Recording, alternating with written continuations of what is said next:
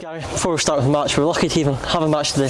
No, listen, I think the players get the credit for obviously getting the victory, but I think the biggest amount of thanks has to go to the fans, the volunteers, the board, the groundsman, Jim. Outstanding job to get the game on. And when you seen the pictures this morning at 7:30 to how the pitch was when we actually took to the field at 3 o'clock, the amount of work that's went in has been incredible, really. And that was part of the team talk, to say to the players, the best way we can repay these people is to try and get 3 points. They go to all that effort to try and get the game on. It's up to us to do our utmost to try and get the 3 points and thank them. So I think the way the players thanked them was getting the 3 points. But I'd just like to personally say thank you to everybody involved today, because that was a monumentous effort to get that game on. And because we've won, obviously, it's really pleasing that we did manage to get the game on.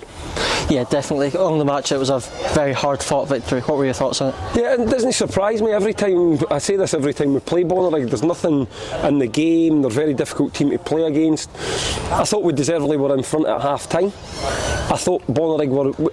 I don't think we had control of the game in the second half like we did in the first, yet we still probably missed the 3 or 4 best chances to go 2-0 up. Now obviously we lose Adam to the red card, and by that time Bonnyrigg are bringing on attacker after attacker, and it's going a little bit more direct, and we have to just make a couple of changes to try and see the game through 1-0. At 1-0 it'd be silly for us to think that we're probably going to go and score a second. But yet again, when we went down to 10 men, the players have stood up, stood tall and got us over the finishing line. So listen, great 3 points when everybody else isn't playing. And I think the team deserving a lot of credit. That's 5 wins in a row. At any league that takes a lot of doing. 10 league games undefeated. And it's another clean sheet as well, So lots and lots of things to be happy with. And again, they can enjoy their weekend, and then we have a really big game next week away to Dumbarton that we'll prepare for and look forward to. Matt Aitken can't stop scoring at the moment, can you? I know. He's listen, but taking his goal away, he's just a real handful. He plays up there his cell, he drags defenders all over the place, he battles away, chases lost causes. But for him, I'm pleased that he's now getting on the goal. On the score sheet, he's a player that every time I played against him as an opposing manager, he always caused my defence trouble. So when we had the chance to bring him to the club, I wanted to make it happen, and I'm delighted for him that he's actually managing to get goals, because the rest of his play is different class. Before the match, Adam Brown and Nat Wedderburn were awarded 100 tops for their 100 games for the club. That's great to see. It's a fantastic achievement, so congratulations to Nat and Adam. They've been mainstays of the team this season. In fact, since I've came to the club, they've been mainstays in the team. I think we've got another 2 or 3 players that are close to the 100 mark as well.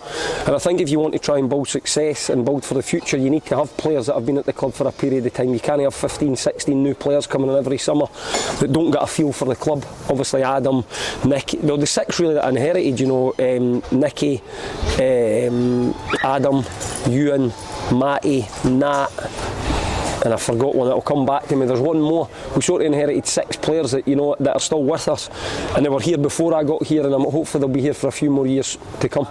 Yeah, that's 3 clean sheets on the bounce. How satisfying is that? Yeah, it was one of the things we said to the players again today. We set them all these targets before the game. We like to try and challenge them. We feel it's a group that we can challenge.